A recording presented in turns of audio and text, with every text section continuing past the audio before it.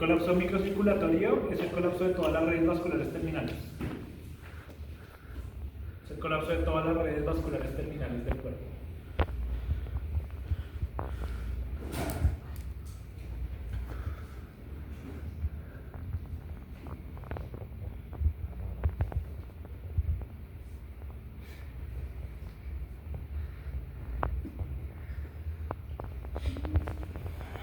Esto es un colapso de todas las redes vasculares terminales de todo el cuerpo. ¿Listo? Eso va a generar ¿qué? Edemas, hemorragias, cambios microcirculatorios sistémicos.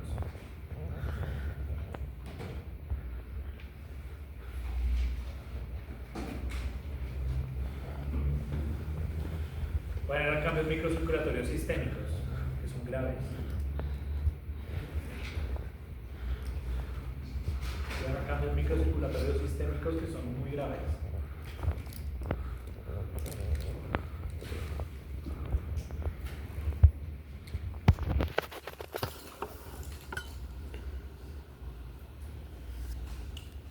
Está íntimamente relacionado con shock por anestesia, ¿listo? O sea, por anestésicos, sobredosis por anestésicos.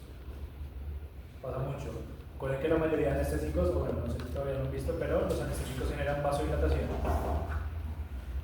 Generan vasodilatación. Vasodilatación. Profe, ¿se puede? No sé quién es. Es Sofía. ¿Quién es? Sofía Segura, amiga nuestra. Y gafitas. Primera que llega tarde. La que te pidió que se cambiara el seminario pseudomona. La que se conoce el ¿Oye qué? la que hice el parcial.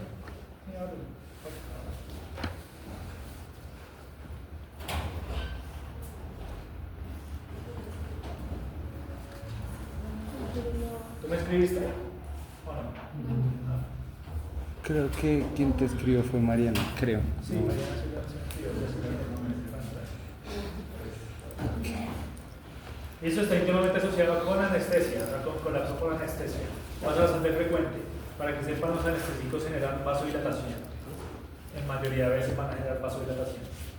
Transitoria, pero cuando hay una sobredosis, un animal que tiene mayor predisposición a los anestésicos puede morir dentro del procedimiento. Profe, ¿hay alguna hormona que bloquee como el funcionamiento normal de un anestésico? No, señor. Hay antídotos, pero como la atropina, pero depende del tipo de anestésico? que estés usando. ¿Para cuáles? Depende del anestésico. ¿Opioides? No, el opioide no es un anestésico, es un analgésico. Tiene acción central, tiene acción psicodélica, pero no se considera es un analgésico.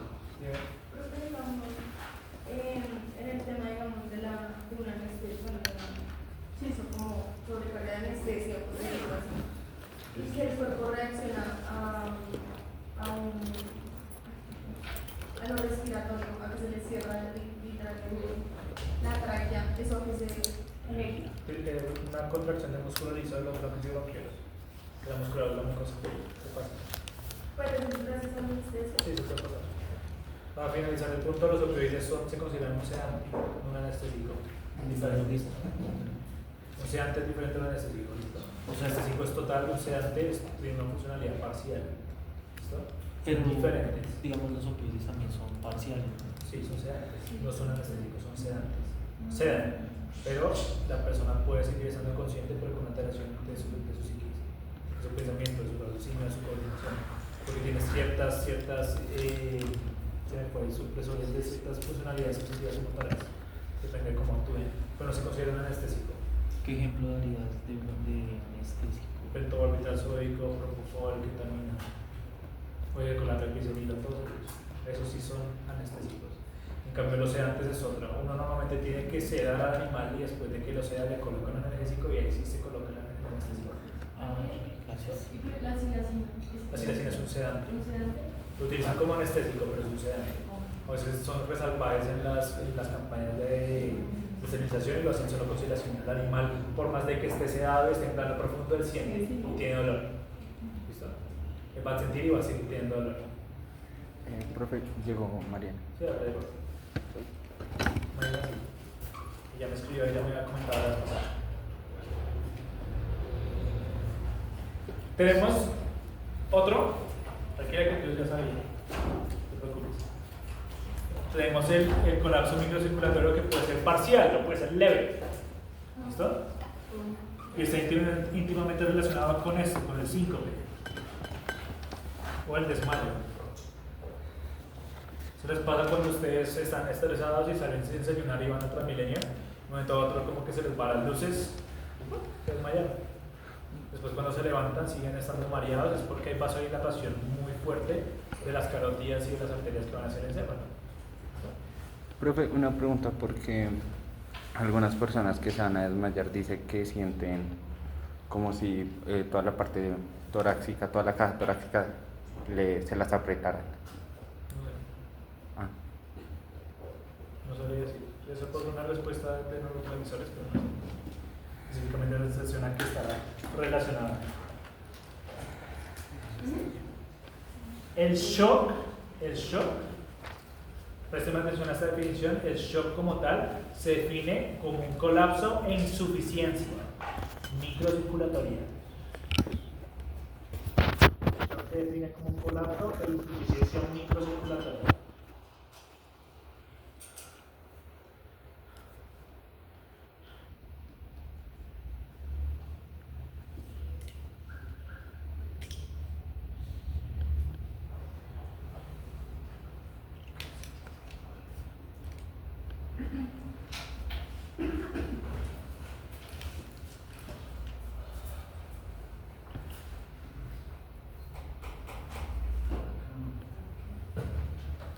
¿Listo? Es un colapso e insuficiencia microcirculatoria.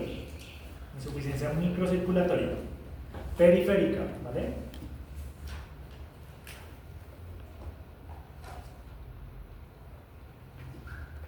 Va a llevar a lesión de los tejidos y muerte, es claro.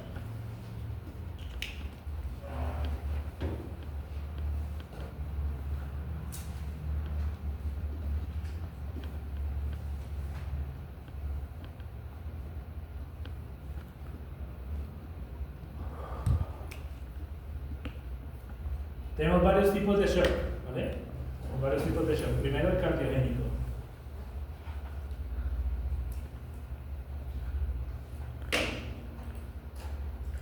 Segundo es el hipovolémico.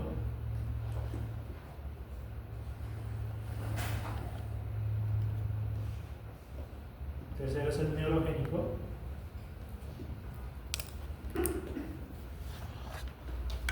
El cuarto es el séptico. Quinto es el anafiláctico.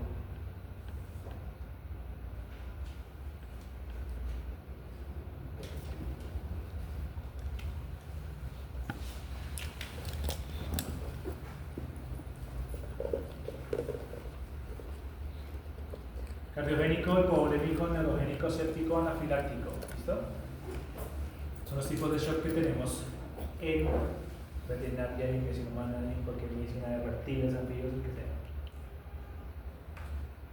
El cardiogénico, ¿cómo se define el cardiogénico? Una disminución severa del gasto cardíaco. Disminución severa del gasto cardíaco.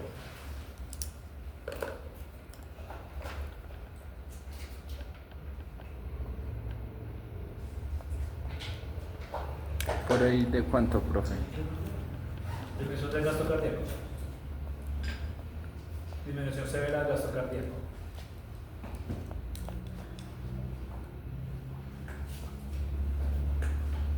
El hipovolémico, ¿cuál va a ser? Pues pérdida de la volemia sanguínea. Por cualquiera de las causas que ustedes puedan conocer, es decir, deshidratación, hemorragias, edemas muy severos.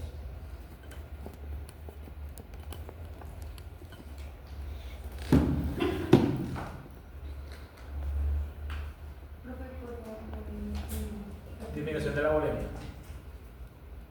O sea, hemorragias, edemas, cambios microcirculatorios muy severos.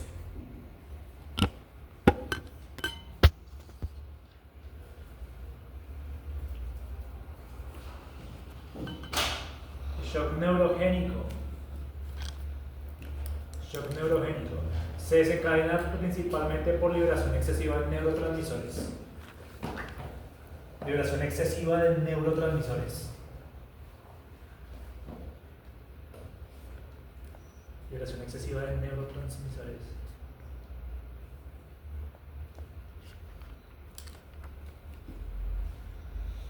¿Cuál específicamente? La adrenalina. ¿Listo? La adrenalina. Liberación de adrenalina.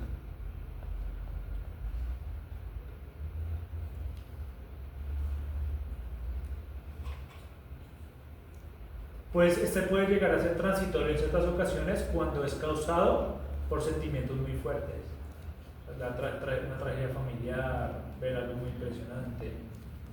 Hay una liberación de adrenalina muy severa y eso genera vasodilatación periférica muy severa y la persona se desmaya, pero se recupera si tiene bien el corazón. Si no, hay personas que le pueden hasta infartar en ese momento. Profe, eso es lo conocido como el síndrome del corazón roto o algo así. No tanto, o sea, el síndrome del corazón roto es que se rompen las cuerdas tendinosas del corazón por la emoción. Claro, las válvulas pierden su cohesión y generan problemas cardíacos. Aquí está más relacionado el shock neurogénico al trauma craneoencefálico. Trauma craneoencefálico.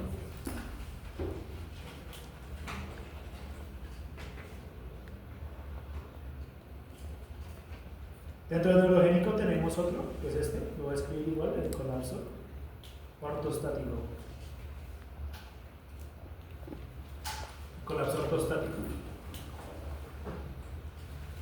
¿Alguien sabe qué es el ortostatismo? ¿Lo habían escuchado alguna vez? No. ¿Sí sabían que ustedes normalmente cuando se levantan con tiempo o se levantan afanados? Afanados, ¿cierto? Cuando les suena la alarma, ¿cuál es la rutina? Cualquiera puede participar. ¿Qué hacen? Cuando les suena la alarma y están van tarde. Listo, apagan la alarma, ¿qué más hacen? ¿Cómo se levantan? Se levantan apurados. Entonces, normalmente se incorporan de una vez, se paran y se van a bañarse. Algunos ni siquiera se bañan, se cambian y se van, ¿vale? Ese movimiento, ¿ustedes cuánto tiempo duraron durmiendo? Depende, ¿no? A veces Depende. 6 horas, 5, 8 horas. Igualmente, tengan en cuenta que son 4 horas que ustedes estuvieron en una posición todo el tiempo. Estuvieron acostados todo el tiempo. ¿Qué pasa si en ese momento que ustedes se levantaron, les sonó la alarma y dieron la hora y les entró de una vez una adrenalina porque van a llegar tarde para el parcial de patología y se levantaron corriendo y se levantaron así rápido? ¿Yo qué estoy haciendo? Un cambio de posición abrupto. ¿Qué es el colapso ortostático? Es causado por cambios de posición abruptos.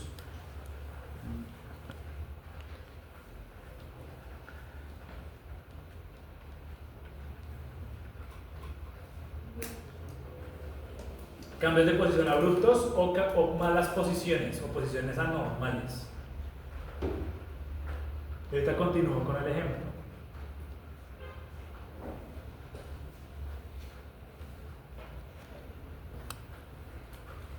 Entonces, si yo me levanto muy rápido, bueno, pero cambios de posiciones o posiciones anormales. Es lo mismo si nosotros acá algún día yo me considero, me identifico como un gato y empiezo a gatear. Si empiezo a gatear, esa posición es anormal, o sea, estoy todo el tiempo en 4 patas. Esa posición es anormal para mi sistema circulatorio, para mi corazón y para mi cabeza. Yo puedo generar un colapso ortostático porque mi cuerpo no está acostumbrado a esa posición gravitatoria. Lo mismo si ustedes cogen un perro y lo sostienen boca arriba. Y eso lo descubrieron por un experimento un poco cruel. Eso fue hace bastantes años, ya no lo hacen, pero pusieron a varios perros y los colocaron durante diferentes horas así, boca arriba, con las patas hacia arriba. Y demostraron de que cierto, después de más o menos hora y media, 2 horas, los animales fallecían de un momento a otro. Por eso, por un colapso ortostático.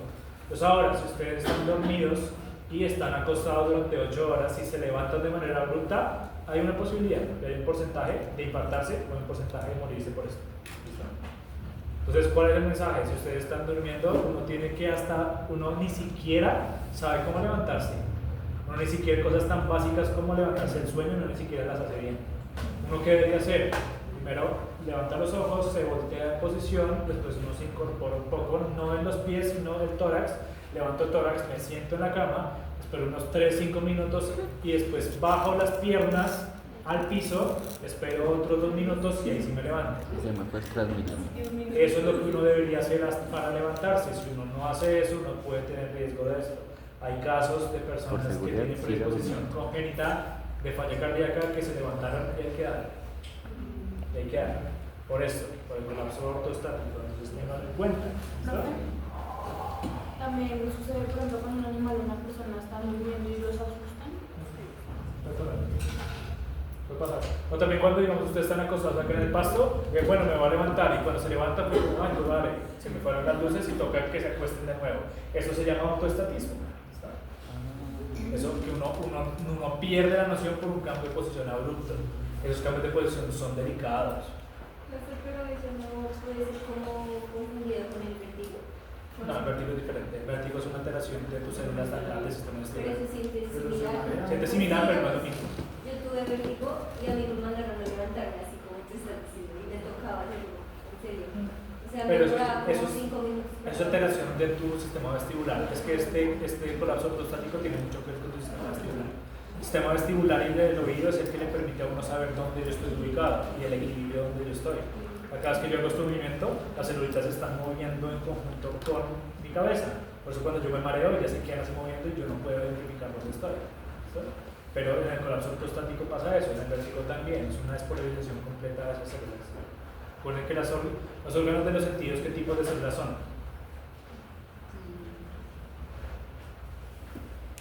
Neuronas. Son neuronas, siempre van a ser neuronas. Por último, el shock séptico. Sé que vamos a ver en detalle, pero este está desencadenado por bacterias y sus toxinas. ¿Bacterias? Sí, bacterias y sus toxinas.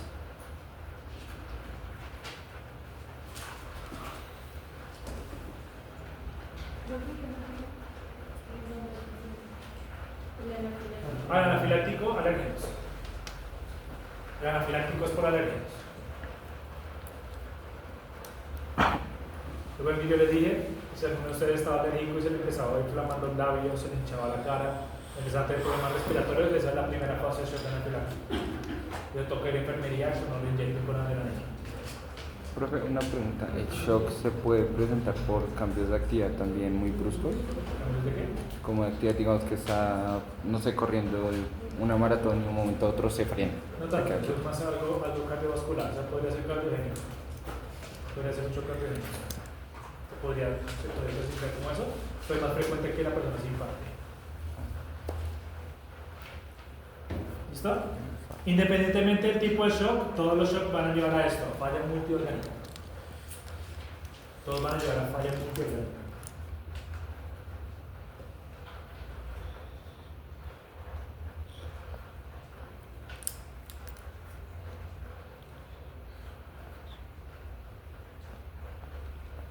¿Listo? Todos van a llevar a falla multiorgánica. Si no se tratan rápido,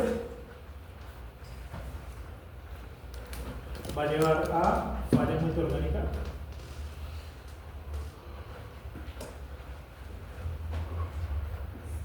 Va a llevar a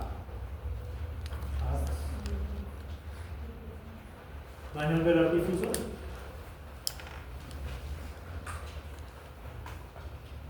Y va a llevar a síndrome de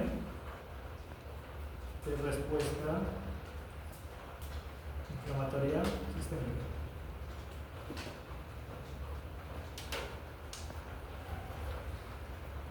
Esta manera como se dicta acá el shock, lo dictamos por pasos, no es tan así, ¿no? O sea, recuerden que esto sucede todo el tiempo. Lo mismo que la inflamación, solamente que se dicta así es para que sea un poco más fácil de entender. Pero esto puede estar pasando el tiempo. O sea, puede estar sucediendo un shock, puede estar en SIDS, puede estar en daño alveolar difuso y pronto entrar a falla multiorgánica. Y algo, por ejemplo, puede ocasionar un shock o se pueden ver varios tipos de Se pueden ver varios. Un hipovolémico va a llevar a un cardiogénico, independientemente de todo. Un neurogénico va a llevar a un hipovolémico al final, porque empieza a haber edemas y hay vasodilatación y empieza a salirse toda la sangre en el cuerpo periférico. Si han visto las personas del trauma craneoencefálico después cómo se les coloca la piel, cuando tienen un trauma muy severo, la cara se les hincha y todo el cuerpo se les hincha, tienen edemas muy severos. No tienen fracturas, no tienen daño, simplemente el trauma craneoencefálico hace que se liberen muchas aminas vasoactivas y eso produce vasodilatación.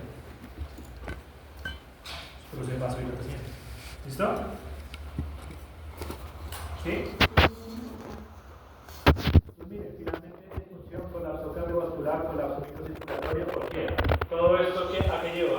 hipoperfusión sistémica.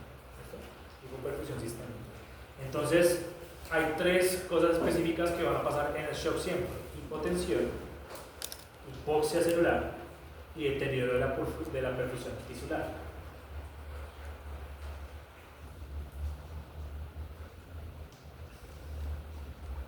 Hay tres cosas que siempre van a pasar: hipotensión, deterioro de la perfusión tisular e hipoxia celular.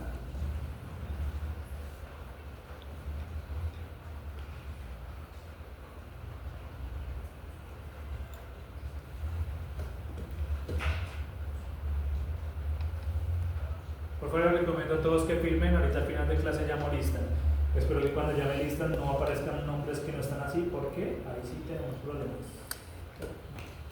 Que se ponen a anotar a veces al amigo del amigo, y ahí sí tenemos bastantes inconvenientes. Aquí está, ¿alguien falta por firmar? ¿Qué falta?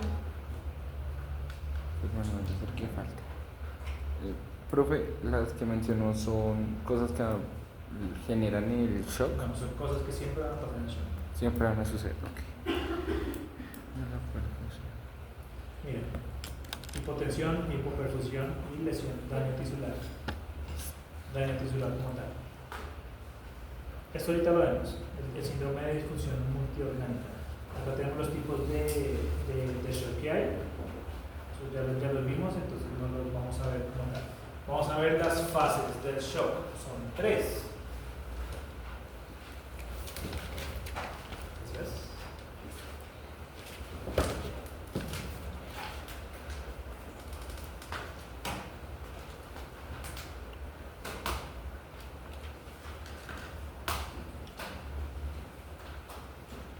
Esas ustedes las van a ver en literatura así. O sea, fase inicial no progresiva, fase progresiva y fase irreversible. O las van a ver también en clínicas, las van a enseñar como fase compensada temprana, fase compensada tardía y fase descompensada temprana, fase descompensada tardía. Esos en verdad son, pues a nuestro criterio de los patólogos es un poco abstracto, es difícil de categorizar como tal. Nosotros hablamos de otras fases, entonces voy a tapar esto un momento. La primera fase del shock se llama centralización.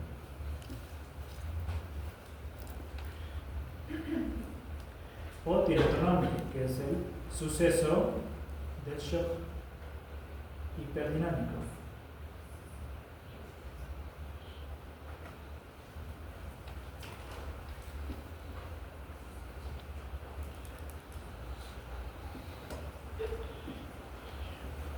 Hiperdinámico, Sí.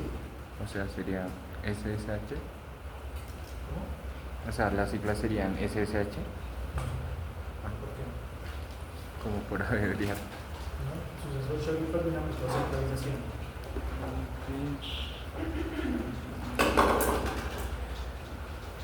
Este siempre va a estar. ¿Cuál es el desencadenante? El desencadenante va a ser la disminución del gasto cardíaco.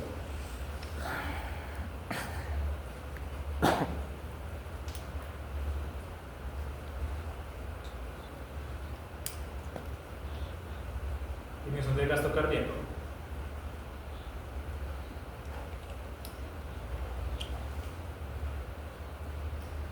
Disminución del gasto cardíaco, ¿listo? ¿Qué me puede causar a mí la disminución del gasto cardíaco? Díganme ustedes. Falla renal. Falla renal, baja tasa de filtración. La falla renal, la baja filtración glomerular, ¿qué me está produciendo? O sea, más allá de una falla renal, ¿qué está pasando? Los órganos no están teniendo la irrigación suficiente, entonces están teniendo. ¿Qué órgano me está afectando principalmente una animal renal? ¿Cómo así? No, Un animal con falla renal, ¿cómo está su tensión arterial? Alta. Alta. La hipertensión arterial, ¿a qué consecuencia llega? eso es. Problemas cardíacos. Problemas cardíacos, entonces, Pues shock sí. cardiogénico. Es ¿Qué decir, otra cosa me puede causar disminución del gasto cardíaco? De los shocks que ya les acabo de nombrar. Ah, El hipovolémico también. Neurogénico. uy, ¿será? El neurogénico también. No. ¿El anafiláctico? No. No. El anafiláctico no. El el anafiláctico mata primero a la persona ahogada, se muere porque no puede respirar bien. Y en el séptico ya vamos a ver que entra en otra fase del shock, o sea, entra en la segunda fase, haciéndolo mucho más grave. Anita, ¿Tienen? El anafiláctico. Anita. ¿Cuántos shock eran? Yo solo 5. tengo ¿Se 3. puede qué? Son 5, gracias. ¿Se puede qué? Sí, a veces, se ven alertas. No tanto que se inflamen, sino las alergias producen histamina. La histamina genera bronco y la broncoconstricción. Y eso afecta. Y aparte la histamina es vasodilatadora, entonces empieza a haber edema pulmonar. O sea, el edema pulmonar. ¿Listo? Pues miren, disminución del gasto cardíaco. Ahora, esta disminución del gasto cardíaco, ¿cómo se intenta compensar? ¿Qué creen ustedes? ¿Qué sistemas se activan? Renina. Aldosterona. Listo, primero, sistema renina, angiotensina, aldosterona. Sistema renina, angiotensina, aldosterona. ¿Y otro sistema? Podría ser.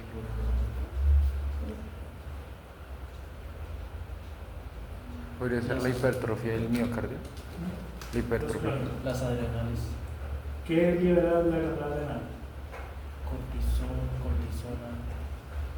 Corticoides. Corticoides. ¿Qué otro sistema se me activa acá?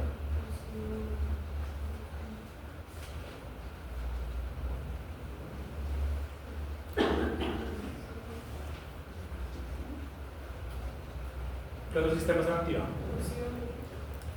Ahora, después, el óxido nítrico ya vamos para allá. Ese es supremamente importante, entonces bien que lo tengas en cuenta. Ya hablamos del óxido nítrico. ¿Qué otro? Yo de ustedes saben, estoy seguro, solamente que no es relacionado. Si se me está midiendo el gasto cardíaco, ¿qué hormonas se empiezan a liberar para intentar mantener ese gasto cardíaco? O sea, ¿qué hormonas me generan vasoconstricción aparte de los corticoides? ¿Qué otra hormona, aparte de la angiotensina 2 del sistema renina angiotensina 2, no me genera vasoconstricción? Entra luego el cambio de la relación de sanguina ¿Qué me dice? La adrenalina, La profe. adrenalina. La adrenalina. Estos tres, ¿qué me están generando? En los vasos sanguíneos. Vasoconstricción. Todos me están generando vasoconstricción. Profe, pero qué pena, la adrenalina no sería más consecuencia de la parte ya del shock neurogénico. No, se liberan también en todos. Sí. Todos los animales que están en shock están taquicárdicos por eso, por la adrenalina. Ok, ya entendí. Gracias. Y miren, sistema renina, angiotensina, aldosterona, corticoides, adrenalina. Todos, ¿qué me están produciendo? Vasoconstricción. Vasoconstricción periférica. Pero la adrenalina, ¿dónde genera vasodilatación? a nivel cardíaco. A nivel cardíaco y a nivel de dónde más. Muscular. Encefálico. Vasodilatación cardíaca, vasodilatación encefálica,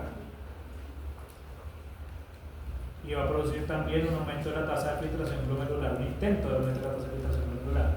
¿Qué significa eso en el riñón? ¿Si se acuerdan de los órganos de shock? Sí. Pues entonces, ¿qué va a hacer? Va a producir vasodilatación en los órganos de shock. Vasodilatación en ¿dónde? En los órganos de shock. ¿Por qué creen que está generando vasoconstricción periférica? Para disminuir la llegada de sangre allá y centralizarla en los órganos principales. Vuelvo a decir. Sí. Disminuir la irrigación sanguínea en órganos terminales y centralizarla en los órganos más importantes. Exactamente. Por eso es que esta fase se llama centralización, porque genera vasoconstricción en los órganos no tan importantes para que la sangre no llegue. O sea, sus redes vasculares se van a cerrar. Pero centraliza la sangre, generando vasodilatación en los órganos de shock para mantener la funcionalidad de esos órganos. Porque si esos órganos se lesionan, ¿qué le pasa al animal? Muere. La más importante acá es la vasodilatación cardíaca y la vasodilatación encefálica. ¿Listo?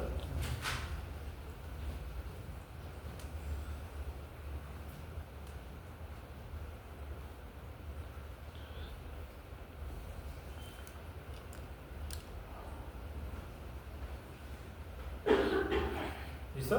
¿Vamos hasta ahí?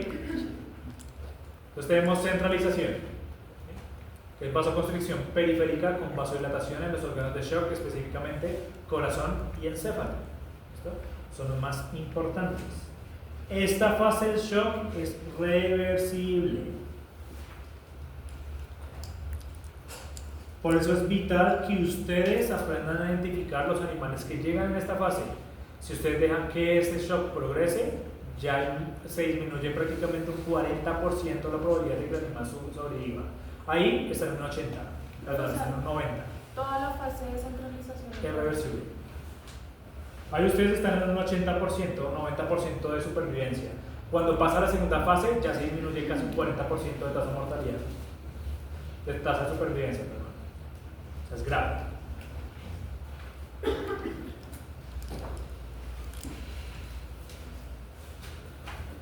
Signos clínicos de esto: mucosas pálidas,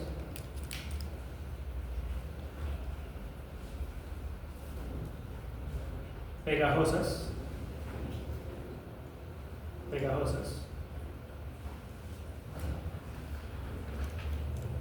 ¿Hay convulsiones? pulso periférico débil,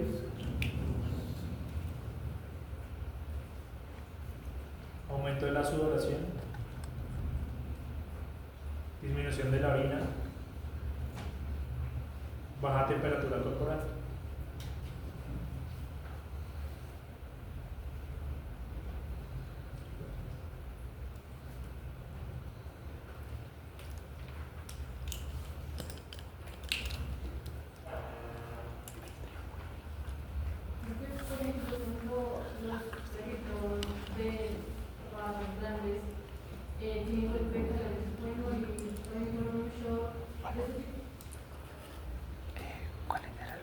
Eso es de cada lleva shock cardiogénico.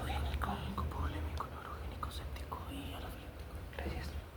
Bien, mucosas pálidas, mucosas pegajosas, pulsos periféricos débiles, disminución de la temperatura, disminución de la cantidad de emisión, aumento de la sudoración, los animales se van a ver intranquilos.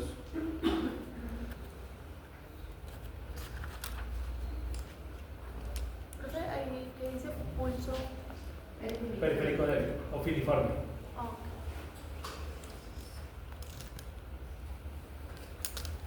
¿Qué está pasando acá? Vasoconstricción periférica. Por eso el pulso está ahí. Vasoconstricción periférica. Sí, o sea, por eso el pulso está débil. Pero, ¿qué pasa si hay una vasoconstricción durante mucho tiempo? Muerto. Por... Antes de irnos hasta ese extremo. O sea, sí, vamos a llegar a la muerte celular. Pero, ¿qué pasa antes?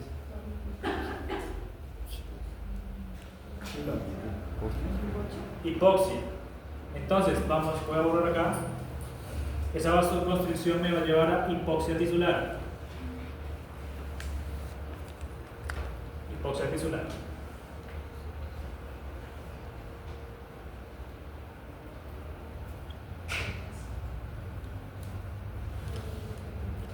¿Qué significa la hipoxia? Que se disminuye ¿qué? La llegada del oxígeno. El oxígeno. ¿Y qué se me aumenta? Los radicales. Aparte de los radicales libres. El CO2. Dióxido de carbono. Estas dos estructuras, bueno, aparte también la ciudad, Dele. también lo podemos colocar acá. ¿Esto qué me va a producir metabólicamente? Un cambio de las vías. Antes de eso, o sea, sin tener en cuenta eso, ¿qué me va a producir esto? ¿Cómo se llama cuando tengo aumento de dióxido de carbono y aumento de ácido láctico en un tejido o en el sistema? Acidosis. Acidosis, puede tener una acidosis. Metabólica. Acidosis metabólica. La acidosis metabólica va a generar lesión endotelial. Va a generar lesión endotelial. ¿Qué significa eso? O sea, si están intentando imaginar hacia dónde estamos yendo, Sí. Si se me empieza a lesionar el endotelio, ¿eso de qué me forma? La lesión endotelial forma parte de una triada. ¿Cuál? Triada de Virchow. De la triada de Virchow. Que la triada de Virchow, ¿qué era lo que me mostraba? Hipercoagulabilidad. Pues ahorita vamos a hablar de eso. ¿Listo?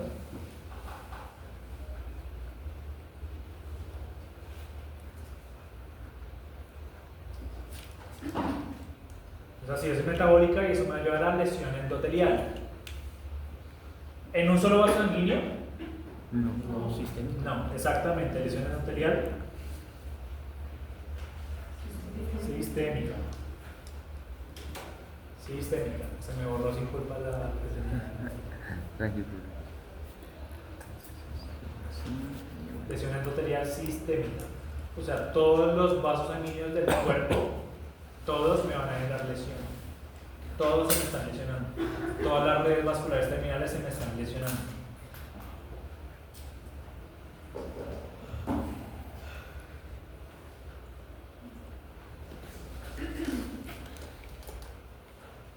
Esa lesión endotelial sistémica me va a llevar a la segunda fase del shock. La segunda fase del shock se llama activación metabólica refleja.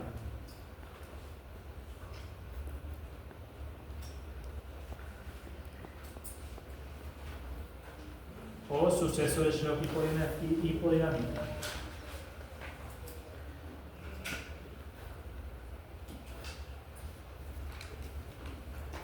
Suceso de shock hipodinámico. Activación metabólica refleja. Refleja.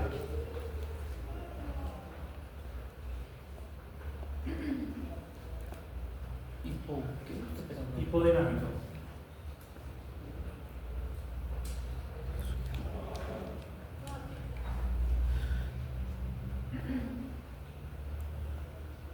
Por eso no hay siglas. Activación metabólica refleja. Entonces, ¿qué significa eso? Que la lesión endotelial va a producir activación endotelial.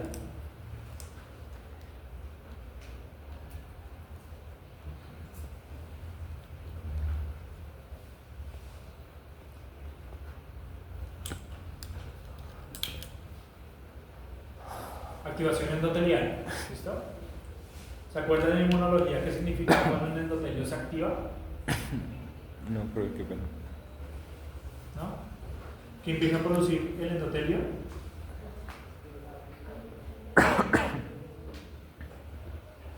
¿No se acuerdan? No, qué pena, profe. ¿No? Moléculas de adhesión. Ah, eso es lo del Rolling.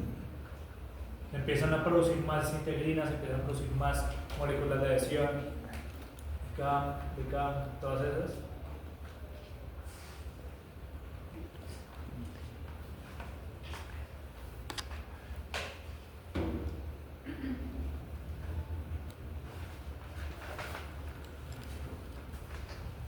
Activación metabólica refleja. Entonces, activación endotelial. Me empiezan a producir más moléculas de adhesión. ¿Por qué? ¿Para qué? ¿Qué hacen esas moléculas de adhesión? ¿Qué hacen? Atrapar pues las células. ¿Ayudar a qué proceso? La inflamatorio. hemostasia. No tanto en eso. El inflamatorio, ¿no? La inflamación. Es inflamación. Recuerden que toda célula lesionada, toda célula muerta que va a producir un proceso inflamatorio. ¿Listo? Va a producir un proceso inflamatorio. Entonces vamos a ir paso por paso. Esto, recuerden, está pasando siempre. O sea, está pasando al tiempo. ¿Listo? Pero estamos haciendo paso por paso para que sea un poco más fácil de entender. Si todas las células endoteliales se van a poder activar, no, ¿verdad?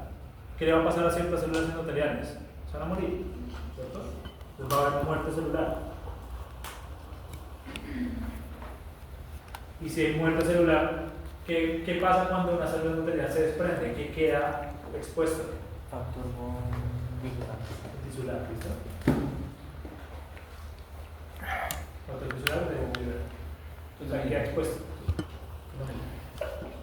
Salud. Recuerden que queda expuesto al factor tisular o al factor von Willebrand.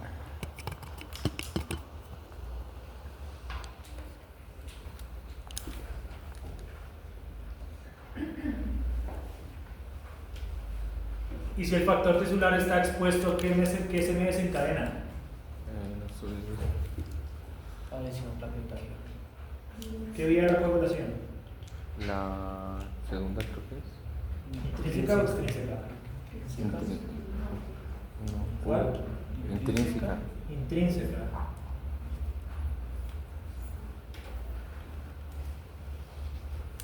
¿Listo? Miren, muerte celular, el factor tisular está expuesto y se va a producir una vía de la coagulación intrínseca. ¿Qué significa esto? Esto a mí me va a llevar a una microtrombosis. No tengo espacio, entonces ahorita lo anoto. Sí, se vía de la coagulación intrínseca y eso me va a llevar a una microtrombosis.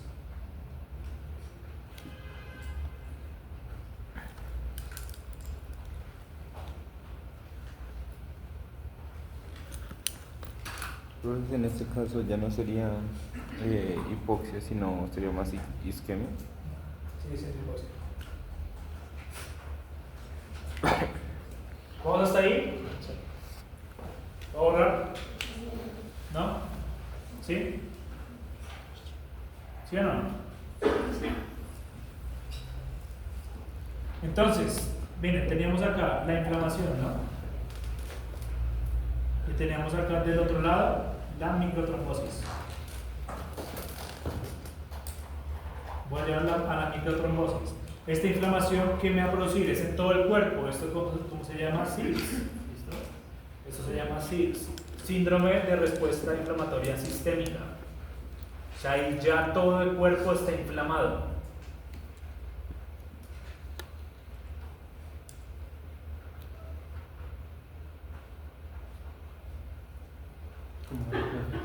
¿Señor? Síndrome de respuesta inflamatoria sistémica. Son un aumento de las citoquinas proinflamatorias. ¿Cuáles? Interleuquina 1, A8, 6, factor de necrosis tumoral alfa.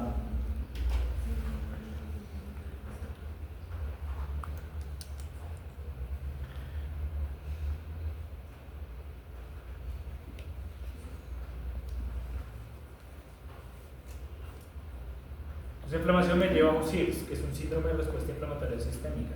Eso me va a llevar a un aumento excesivo de las citoquinas proinflamatorias, como la interleuquina 1, la 8, la 6, el factor de necrosis tumoral. ¿Cuál es la función de estos? ¿Cómo? Algo más específico.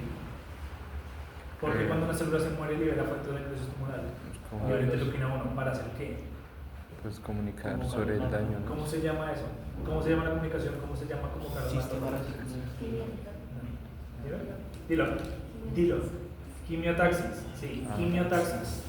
Todas de quimiotaxis.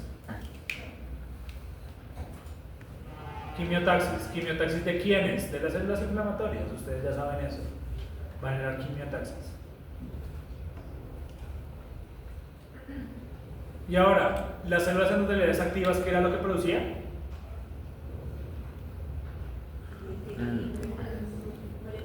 Moléculas de adhesión. Entonces, ¿qué van a hacer los neutrófilos inicialmente? Los neutrófilos se van a adherir al endotelio. Vamos a dejar ese paso hasta ahí. Entonces, van a llegar a una cantidad de neutrófilos activados y se van a pegar a todo el endotelio, a todos los endotelios del cuerpo.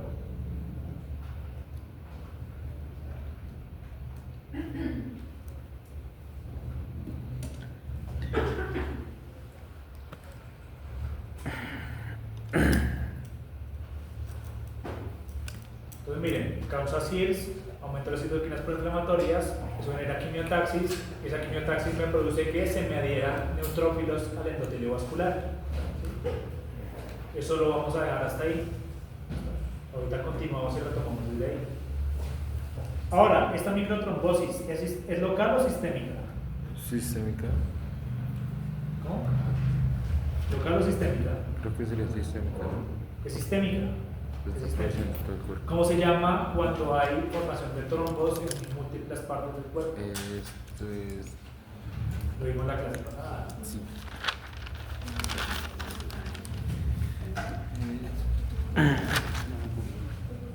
Sí. Exactamente. Coagulación intravascular diseminada. Entonces el siguiente paso es que se va a causar una coagulación intravascular diseminada. Una pregunta.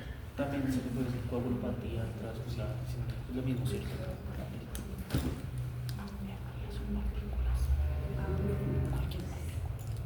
Esa microtrombosis me genera coagulación intravascular diseminada.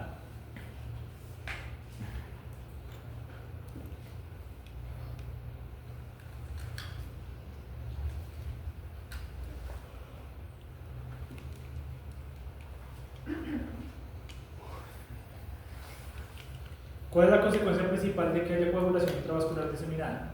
Isquemia. Antes de eso, el animal muere antes de que haya un tapón. Se forman tantos trombos, ¿qué pasa si se me forman muchos trombos en el cuerpo? Pues Edema, se aumenta la congestión. Antes de eso, puede ser. ¿cuál es la principal consecuencia de la hipocoagulabilidad? Ya lo dije. ¿Cuál es la principal consecuencia de la coagulación intravascular diseminada? El agotamiento. Que se agotan los factores de la coagulación. Entonces pasamos de un estado de hipercoagulabilidad a un estado de hipocoagulabilidad.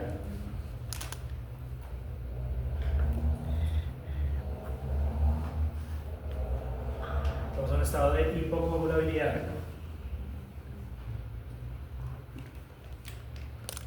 Y esta hipocoagulabilidad, ¿qué me forma? Hemorragias.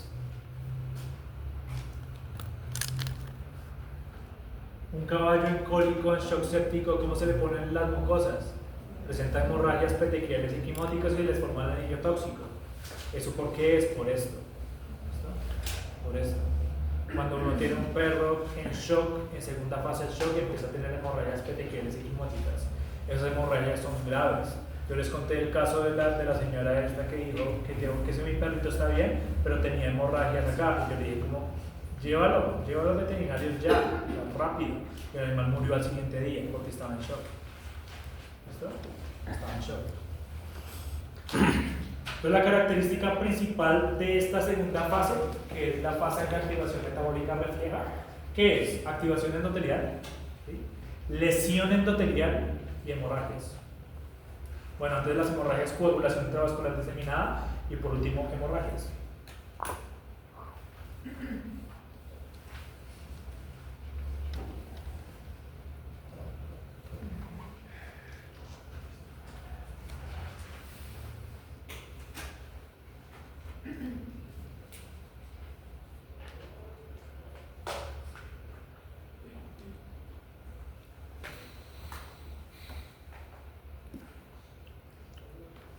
¿Vamos hasta ahí? O sea, miren lo que está pasando. Está causando CIS, está causando activación endotelial, aumento de las citoquinas proinflamatorias, o sea, más inflamación, hay daño endotelial, o sea, hay hipercoagulabilidad, después hipocoagulabilidad y se producen hemorragias. Empieza a tener hemorragias en todo el cuerpo. ¿Listo? Pero ¿cuál es la característica principal? ¿Por qué se desencadenó todo esto? Por la lesión endotelial. ¿Listo? Algo que tienen que anotar y tiene que ser importante para todos. El shock séptico entra en esta fase. El shock séptico entra en esta fase, o sea, en la segunda fase del shock.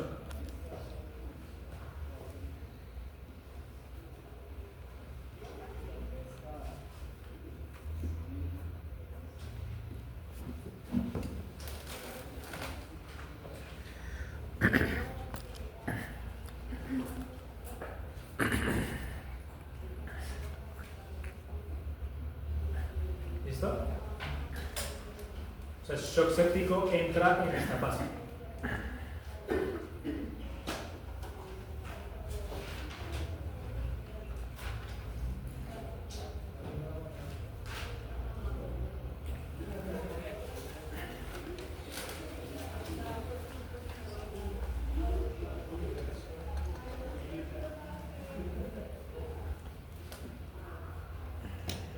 Ahora, estos neutrófilos que están adheridos al endotelio, ¿qué hacen? ¿Cuál es la función principal de un neutrófilo? Endosis, ¿Quién es? ¿Quién La es? que estaba en la enfermería. La que te digo. ¿Le pueden abrir, por favor? Gracias.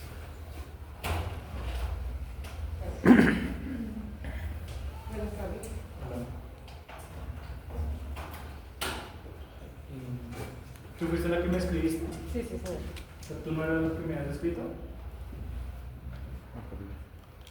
Pues yo te di la clase. Sí, tú viniste la clase pasada. Tú no me escribiste ahorita.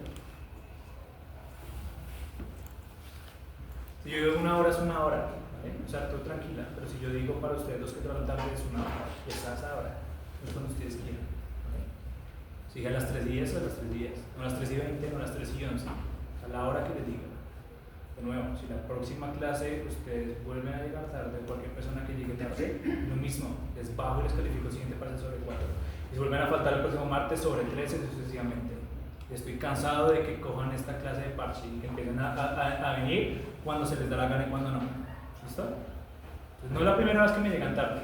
Han tenido excusa y me han dicho y yo les he creído, pero ya estoy cansado de tanta excusa y de tanta vaina. Entonces no les vuelvo a repetir. Me vuelven a llegar tarde y ya saben. ¿Listo? Por favor, anoten en la lista.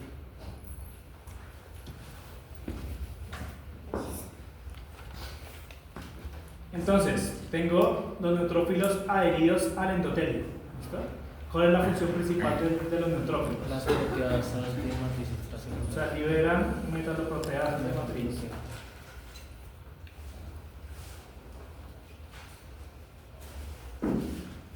¿Qué hacen las metaloproteasas de matriz? No me contestes.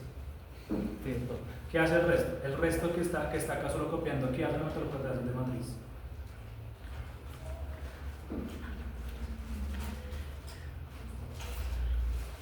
Le estoy preguntando.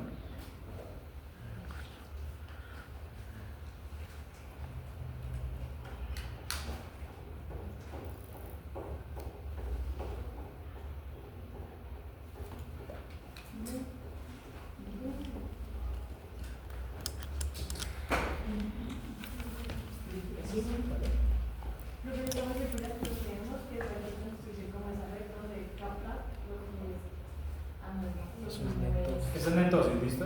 Eso es netosis, que el neutrófilo se muere, libera la ADN y las histonas capturan sustancias de toxicidad. ¿Qué hacen estas metaloproteasas de matriz? O sea, ¿qué hace el neutrófilo? ¿Cuál es su función principal? Aparte de fagocitar, no es la función principal. Fagocita en menor medida, pero no es la función principal. ¿Atacar qué? ¿Cómo? ¿Por medio de qué? ¿Cómo se llama eso? Son así. ¿Pero cómo se llama eso? ¿Estallido qué? Estallido respiratorio. Es una liberación de metaloproteasas con radicales libres. ¿Qué significa esto? Si el neutrófilo libera metaloproteasas de matriz, ¿qué le va a pasar al endotelio? O sea, ¿el neutrófilo a quién está atacando? A nadie. O sea, el neutrófilo está ahí adherido al endotelio, se activa y empieza a botar moléculas al ambiente y que ataque lo que tenga que atacar. ¿Listo? Entonces, ¿cuál es la célula que se va a ver íntimamente implicada ahí?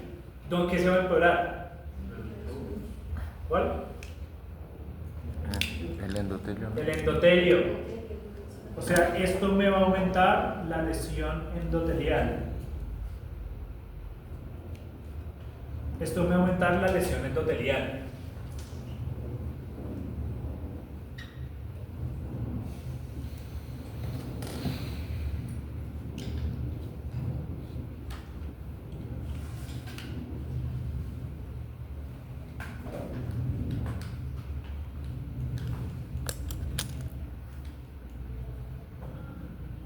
¿Listo? Entonces miren, el daño es tan severo que las células endoteliales hacen un último intento desesperado de que les llegue oxígeno.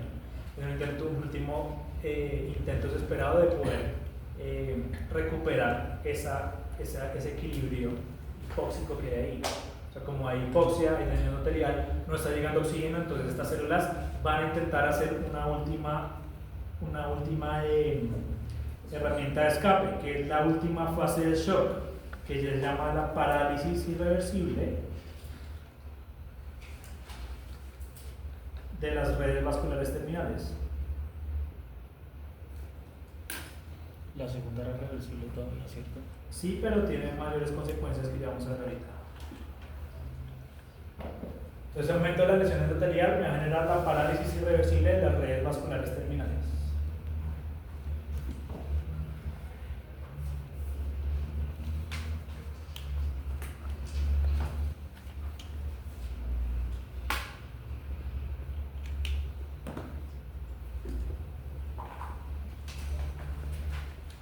¿Qué significa esto? Que la célula endotelial, en un intento desesperado por corregir todo este daño, va a liberar lo que me dijiste ahí.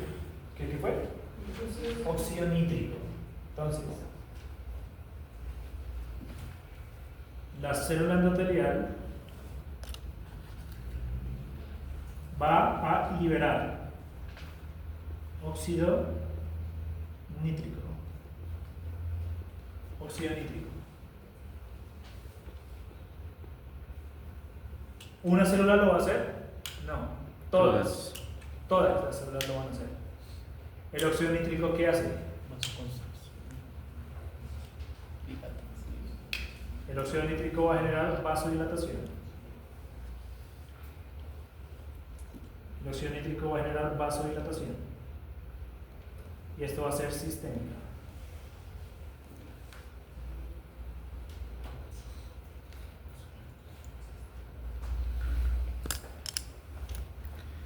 Acá ya no importa si hay adrenalina, acá ya no importa si hay corticoides, ya no importa si hay sistema renal intestinal, aldosterona, no importa nada. Esta vasodilatación supera cualquier otro tipo de mecanismo.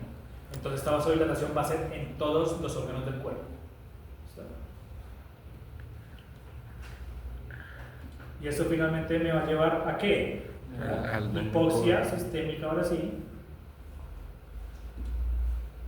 Y finalmente a falla multiorgánica. Y la falla multiorgánica que lleva a la muerte. Profe, qué pena me perdí. ¿Por qué la vasodilatación llega a la hipoxia? No hay, ¿cuál es el principal, la definición de shock? ¿Disminución de qué? Del De gasto gasto cardíaco. cardíaco. De gasto cardíaco. Entonces, ¿qué está haciendo el cuerpo? Hace vasoconstricción periférico, vasodilatación. ¿Para que haya simplemente llegue sangre, o sea, poco oxígeno que hay, llegue a donde los órganos importantes? ¿Qué pasa si hay vasodilatación? ¿La sangre va a poder llegar en la misma cantidad? Ok. No. Entonces el oxígeno se va a dispersar. No se va a centralizar, sino se va a dispersar. Y me va a generar finalmente una falla multiorgánica y muerte. Gracias, profe. Pero ¿cuánto tiempo puede pasar sin que sin que se active esta tercera fase? Depende. O sea, hay unas que son fulminantes. Hay bacterias muy patogénicas que liberan mucho lipopolisacárido y matan animales en horas. Como puede pasar 3 días, 4 días. Pero esto no es tan lento. Una persona que está en UCI normalmente entra en sepsis y se muere a los 2-5 días.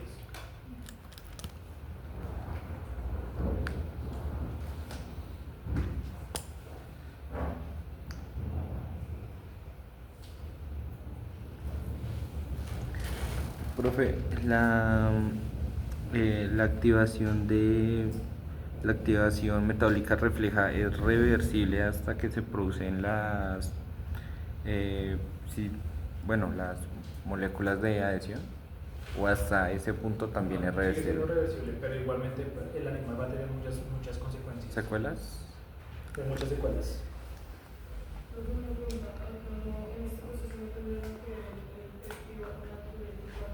Acá no tanto. O sea, sí está, pero no es tan importante. O sea, es que el péptido natriurético atrial está íntimamente ligado con la vasopresina. Es otro que se me olvidó mencionar. La vasopresina también se libera en la vasocentralización.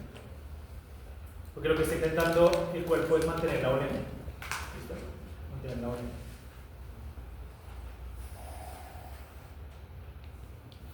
Entonces miren, tenemos varias características, ¿no? Tenemos el SINDEP, ¿sí?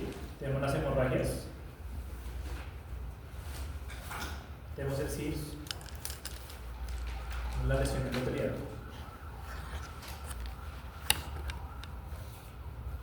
Esta se caracteriza por tener daño alveolar difuso.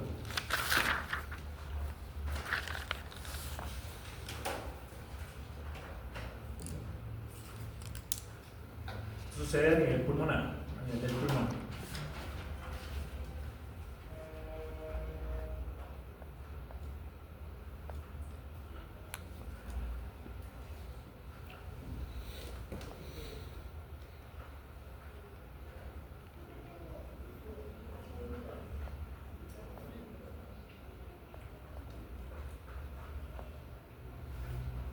¿Qué significa esto? O sea, hay veces que los animales están en shock, los llevan al veterinario, los tratan, el animal sale de la unidad de cuidados intensivos, sana, llega a la casa, está bien 8 días, 15 días, y a los 15 días muere de manera súbita. Y pasa frecuentemente en personas con sepsis, que tuvieron de sepsis, o personas o animales que tuvieron shock. Y es por esto, es por el daño alveolar difuso. ¿Qué significa el daño alveolar difuso? Que todo lo que pasó en el shock séptico, la microtrombosis, hemorragias en el pulmón y la lesión endotelial, van a producir un daño continuo en el pulmón. ¿Listo? Van a generar un daño continuo en el pulmón. Y digamos, ¿cómo se tendría que controlar? No se puede. Si ya hay un daño alveolar muy severo, el animal va a morir. No hay manera de controlarlo. Se puede colocar antiinflamatorio, se puede intentar hacerle soporte con oxígeno, pero es esperar lo mejor. Echarle la bendición y esperar a ver si sobrevive. O sea, lo único que está en su alargando la vida. A menos que él alcance a regenerar y el endotelio se desactive y se disminuya el daño que hay. ¿Por qué? Todo esto, el daño alveolar difuso, es lo que ustedes van a escuchar y les van a hablar en clínica de ARDS, de síndrome de distrés respiratorio agudo. ¿Listo? Era síndrome de distrés respiratorio agudo. Ese es clínico. Nosotros en patología le llamamos daño alveolar difuso. El daño alveolar difuso en el pulmón, ¿qué es? Un daño endotelial muy severo en todo el pulmón. Y esto me va a conllevar a edema y hemorragia alveolar.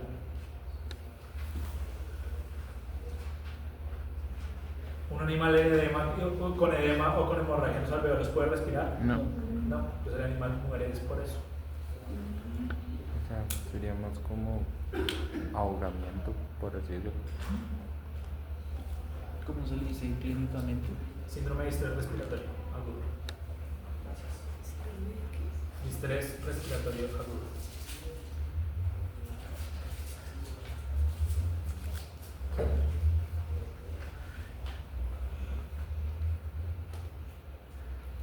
Entonces, si se dieron cuenta, Digamos, yo tengo entendido que si atacamos una también izquierda, pero como también hay afectación en otros órganos, también se genera una cardiopatía. se puede producir insuficiencia en ambos lados. Entonces se podrían presentar ambas al mismo tiempo.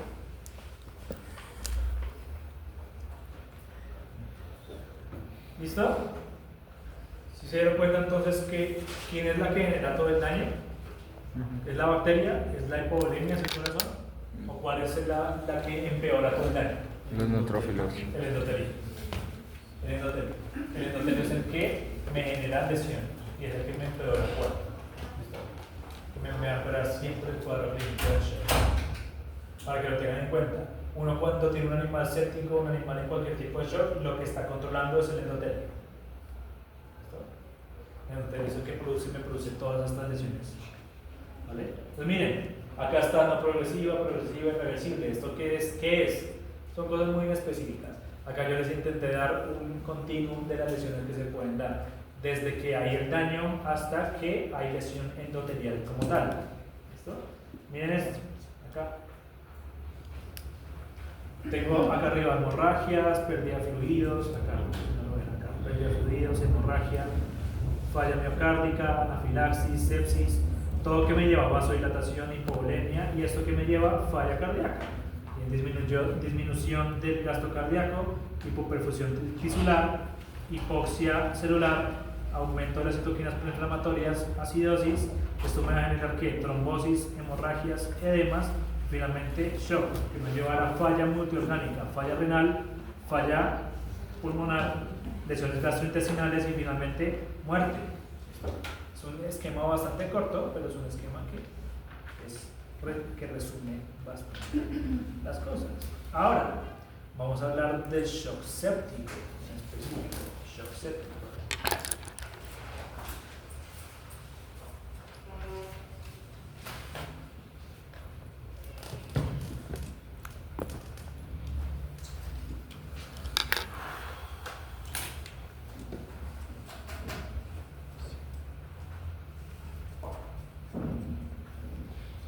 para hablar de shock séptico tenemos que primero mirar unas definiciones, que es la bacteriemia,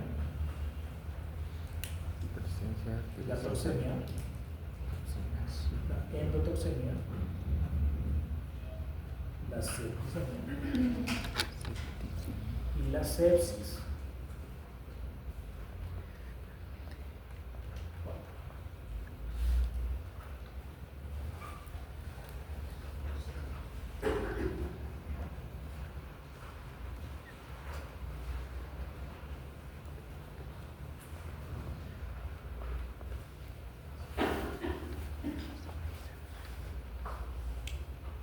¿Bacteriemia qué es?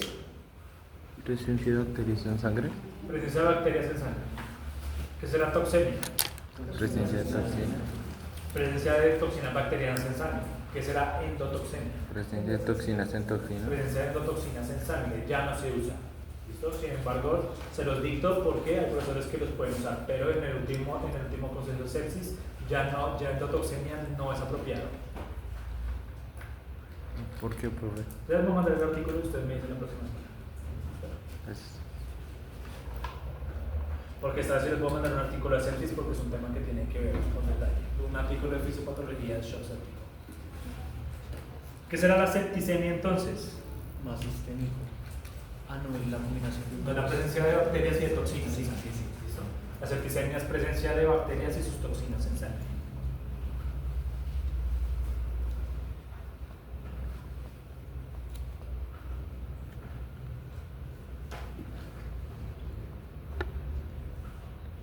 Y la sepsis es la septicemia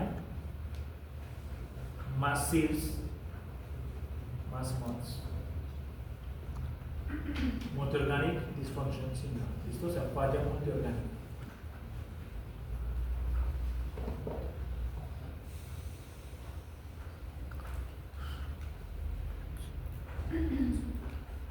Septicemia, SIRS y MODS. MODS, ¿qué es?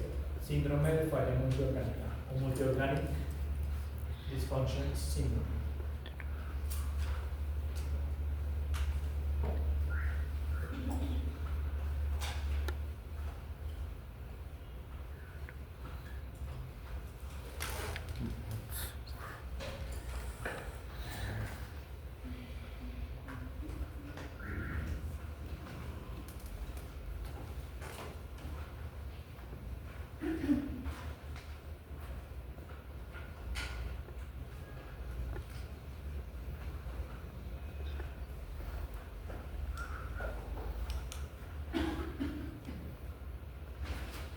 ¿Listo? Entonces, ¿qué me puede producir a mí el shock séptico? Las gram positivas, ¿cierto? O las gram negativas. Las gram positivas tienen en su membrana, tienen unos PAM, ¿cierto? ¿Cuáles? Efectivo. Aparte del péptido glicano.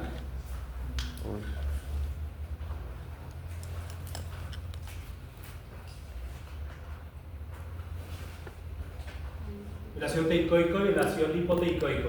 ¿Listo? Esas son activadas, son PAMs que están en la membrana de las gram positivas.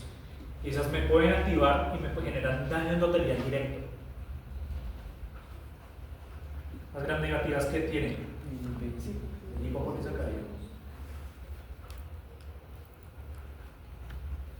El lipopolisacárido.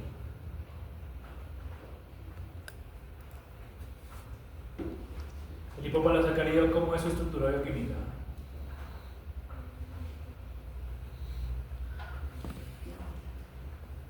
¿Cómo se llama este antígeno?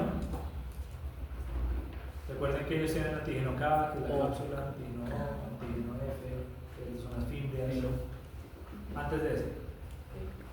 No, el de placas o los flagelos son los... Sí, no es el... Tenemos el lípido A más un polisacárido. Dentro del polisacárido tenemos dos estructuras, un oligosacárido y otro que va a ser el antígeno O.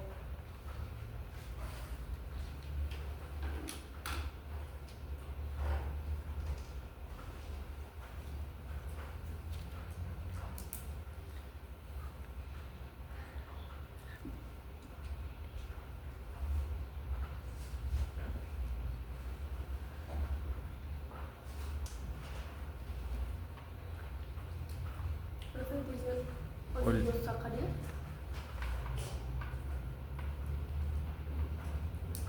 ¿Para qué me sirve el antígeno del lipopolisacárido?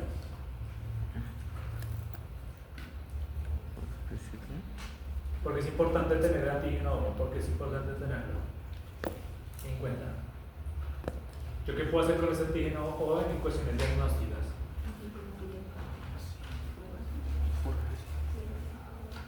No sería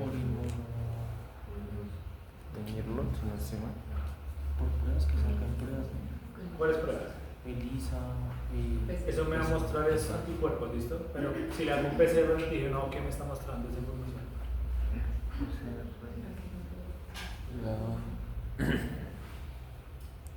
El lípido A y el oligosacárido todos son estructuras conservadas. El lípido O es el único que cambia, depende de la bacteria. Entonces yo con el lípido O puedo identificar qué bacteria fue la que me causó el shock séptico.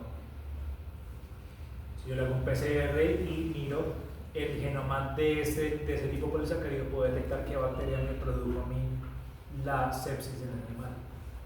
El antígeno O es específico por bacteria. El lipopolisacárido de una Escherichia coli no es el mismo que Salmonella. ¿Listo?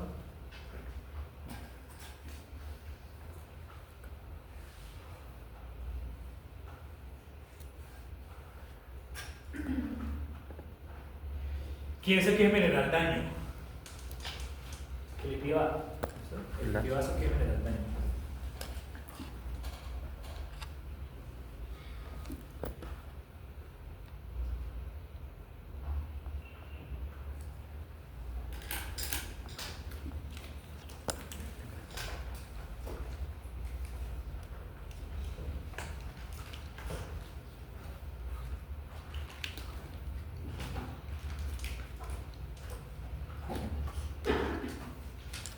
Entonces el lipopolisacárido me puede producir lesión endotelial, ¿listo? Lesión endotelial, lo puede hacer de manera directa o lo puede hacer de manera indirecta.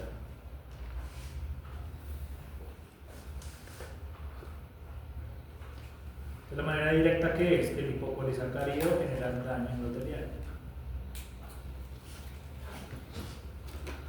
Ese daño endotelial me produce la triada de Virchow, ¿vale? O sea, CID, que va a ser que microtrombosis. Eso ya lo expliqué la clase pasada y hoy.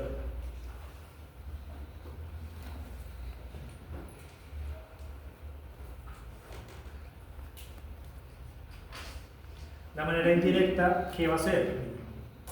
El lipopolisacárido se pega a la proteína unidora del lipopolisacárido, la proteína PUL.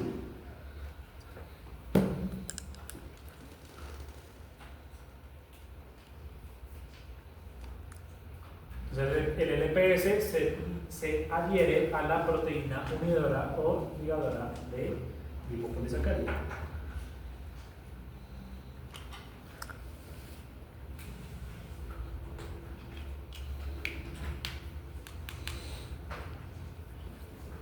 Este pool va a ser reconocido por el receptor CD14 que está en qué célula. ¿Ni idea? No, en el linfocitos. Macrófagos. Y también por este receptor, que son los toll-like receptors. Los receptores tipo toll que detectan.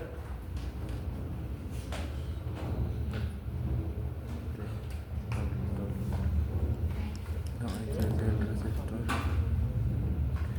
Entonces, ¿ustedes se han dado cuenta que me da mal genio más que no participen? A mí no me da mal genio que participen, porque si dicen algo malo, yo nunca les voy a regañar.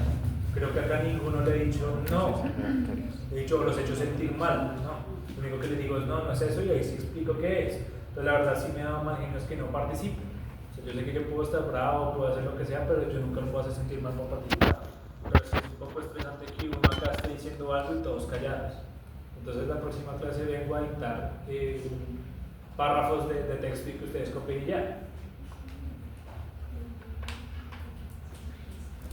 ¿Qué detectan los toll-like receptors? No, porque los RIG son los de virus. RIG detectan Los RIG detectan virus. tipo, entonces sería bacterias. ¿Pero qué específicamente? ¿Cómo se llama eso? O sea, ¿qué detectan? bacterias. Los tipos RIG y los tipos NOT que detectan DAMs, ¿no? O sea, Sí. patrones moleculares asociados a daño. Ellos, los TLR, ¿qué detectan? PAM. PAMs, patrones moleculares asociados a patógenos. O sea, el lipopolisacárido es un PAM, ¿listo? Entonces, por medio del CD14 y el TLR son detectados. Eso también van a estar en macrófagos.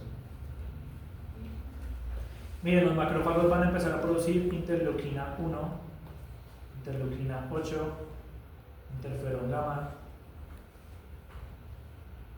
factor de necrosis tumoral alfa, y esto me va a producir pues lo que ya les había explicado, activación endotelial.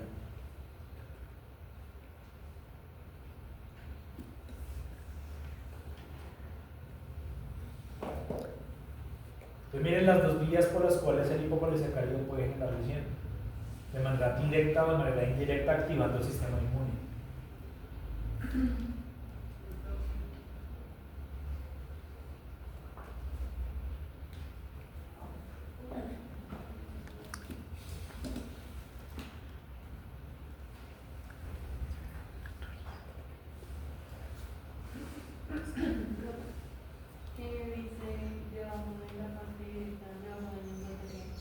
¿Cómo? No te escucho nada. Virchow. La trae hecho, o sea, ahí pongo la habilidad, eso me lleva así de.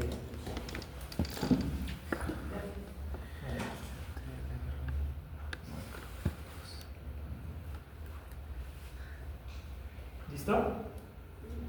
Un segundo, por favor. Daño endotelial. Pues acá lo único que les estoy explicando es cómo el lipopolisacárido puede generar lesión endotelial directa de manera indirecta.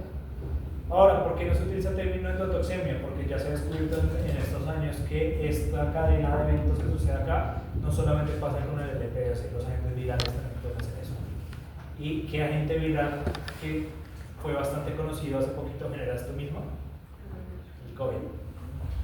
El COVID genera una tormenta de citoquinas, y la tormenta de citoquinas hace lesión endotelial y la persona se moría por la respuesta inflamatoria tan brava que generaba.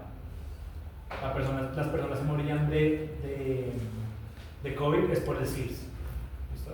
Porque producían tantas citoquinas que se inflamaba todo el cuerpo, todos los endotelios se inflamaban y empezaba el shock. Por eso es que morían de manera tan aguda. Hay virales que pueden hacer eso, influenza también puede hacer.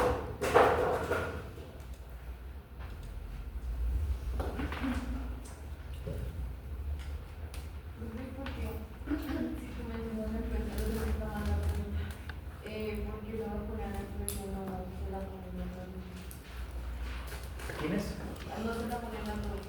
No solamente personas susceptibles que tienen un sistema inmune más disminuido. Ahorita que te da influenza y probablemente te dé una gripa. A tus papás o tus abuelitos, si todavía están vivos, probablemente les dé una enfermedad mucho más grave. Es que digamos en casa solo se la aplican a mi abuelo. ¿Por eso? Y ahorita que yo estoy en el programa de crónicos, dentro de los números me mandaron el programa. Solamente personas con exposición grave, o sea, con riesgo de exposición, o personas mayores de los 60 años les colocan la estacional. La estacional puede ser de 6 meses o de cada año. ¿Por qué? ¿Dime? ¿Por qué? Yo tengo asma. No, o sea, no te estoy preguntando por qué te la colocan, sino por qué la vacuna es estacional. ¿Por qué qué? ¿Por qué va cambiando? Dilo. Recombina, es un virus que recombina. Si yo tengo un H1N1 y acá tú tienes un H5N3, esos dos cuando se juntan, se unen, copulan, se unen, yo no sé qué, y unen sus genes. Y se vuelve uno más patogénico, se vuelve el H5N1. El H5N1 es gravísimo.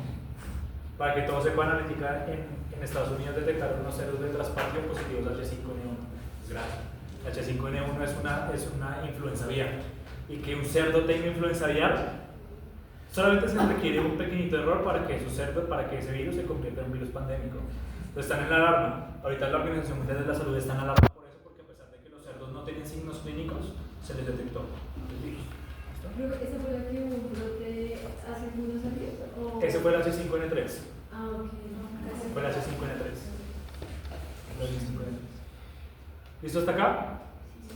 ¿Me puedes resumir lo que estaba diciendo? ¿Tú? ¿Qué acabo de decir?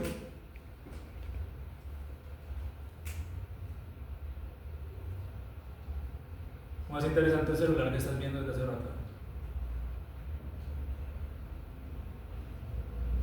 Si yo puedo ver un cuerpo incluso en la 4X, ¿crees que no me voy a dar cuenta que estás mirando el celular para atrás ahí?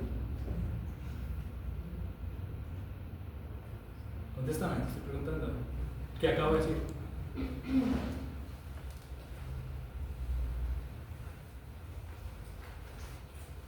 ¿Qué acabo de decir? Si no me contestas, te bajo.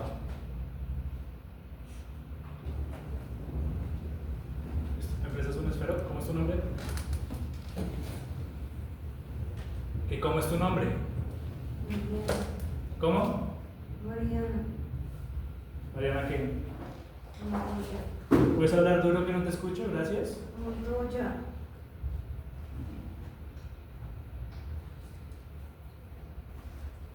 Debe ser cínica, o sea, tras de que prácticamente has estado toda la clase viendo el celular, entras a todas las clases a mirar el celular, entonces contestas mal y te puedes imaginar por qué no te regaña. Es como la segunda vez en el semestre que te regaño, y si quieres te regaño todas las veces que saques el celular. Tus notas reflejan lo que tú haces acá en clase, porque contestas de mala manera, porque te pones mal genio. ¿A qué vienes acá? ¿A calentar el puesto? ¿O a qué?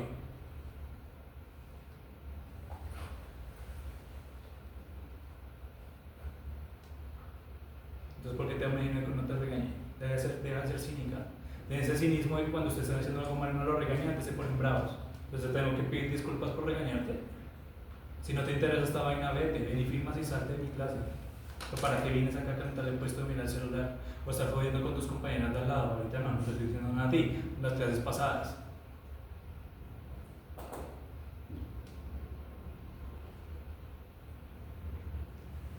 Entonces, ya sabes, te voy a calificar por tiempo parcial sobre cuál. Porque si no podemos hacer las cosas a las buenas, las vamos a empezar a hacer a las malas. Que ya es como la tercera vez que te digo que guardes ese bendito celular y no eres capaz. ¿Listo?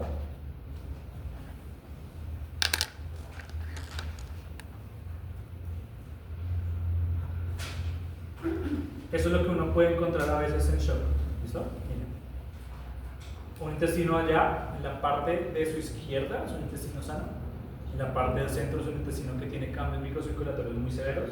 Y en la parte de acá también. Por eso los animales los encuentran con unas hemorragias muy severas en la serosana, en la muscular. El intestino no es un órgano de shock como tal, pero va a generar muchos cambios microcirculatorios asociados a shock. Yo creo, por ejemplo, cuando hay el volvio, hay muchos pacientes que pueden llegar a ese shock, ¿no? A un shock septicémico. No tanto, o sea, mueren primero ahogados, porque no pueden respirar, se colapsa y entran en shock, es por el daño alveolar. ¿Listo? Pero si sobreviven y el polvorón no es tan grave, no es tan oclusivo, sí pueden hacer translocación bacteriana y mueren de sepsis, pero no es tan frecuente, mueren primero ahogados. Mira esto, típico pulmón de shock, inflado, totalmente rojo, con múltiples hemorragias equimóticas en todo el parénquima. O sea, tanto la parte craneal como la medial como la caudal, tengo una cantidad de hemorragias así, todas agregadas una con la otra. ¿Listo? Entonces, cuando ustedes vean un animal así, uno que piensa, shock. ¿De qué causa? Toca mirar. Toca mirar. Yo he encontrado animales que han fallecido en anestesia así. Y uno les encuentra y no tienen ni una sola lesión. Ni una sola lesión. ¿A uno qué hace? Colapso microcirculatorio de origen indeterminado. Porque yo no tengo manera de demostrar que el anestésico fue el que produjo eso. Entonces ahí no hay nada que hacer. ¿Cómo se reconoce? Haciéndole toxicología. En Colombia no hay toxicología. Uno no puede pedir un examen de toxicología para mirar qué tipo de medicamento tiene o qué tipo de tóxico tiene. Solamente se puede intentar inferir. Pero no se puede mandar otro. A Estados Unidos se puede mandar. ¿Tú crees que si la gente le cuesta cuando uno le está cobrando la necropsia, tú crees que van a pagar 500.000, 800.000 pesos para enviarlo a Estados Unidos sin envío? Profe, ¿por qué No no lo hay? Porque nadie se ha puesto la 10 de hacerlo. No. Pero, o sea, Solamente que la gente, lo de siempre, la gente prefiere quedarse en su zona de confort. ah, Entonces, ir a pequeños, ir a grandes, ir a cosas, la toxicología, los peces, las aves, los cerdos casi no llaman la atención, esta vaina tampoco. Entonces la gente prefiere decirse, hacer las cosas que más les gusta en vez de salirse un poco de su zona de confort, meterse en cosas que se necesitan, por la toxicología. La persona que el día de mañana se crea un laboratorio de toxicología se forma en plata. Si produce, yo tengo pruebas de laboratorio para diagnosticar intoxicación por organofosforados, carbamatos, por anestésicos como propofol, ketamina, silacina. La gente le va a remitir pruebas. Pues ¿cuántas veces hemos necesitado eso? Muchas. Que al menos de las necrosis que llegan a la nacional, las que me llegan a mí, muchas llegan así, es que murió en anestesia. ¿Y yo cómo le hago para mostrar al propietario? Siempre que a mí me dicen eso, yo le digo al propietario, yo puedo llegar a un diagnóstico de una posible causa de muerte, pero yo no puedo decirte si eso fue anestésico, porque no tengo manera de hacerlo. Y mucha gente a veces declina eso, porque no tiene una correlación directa. ¿Listo? Hace poquito también llegaron unas vacas de UAT. Cibate, perdón. Las vacas de Cibate. Y las vacas de manera aguda, murieron de manera aguda. Entonces, ¿qué fue lo que pasó? Acá esto, por favor, o sea, sean prudentes con lo que uno cuenta en clase. Igual nosotros no podemos asegurar que hayan sido organofosforados.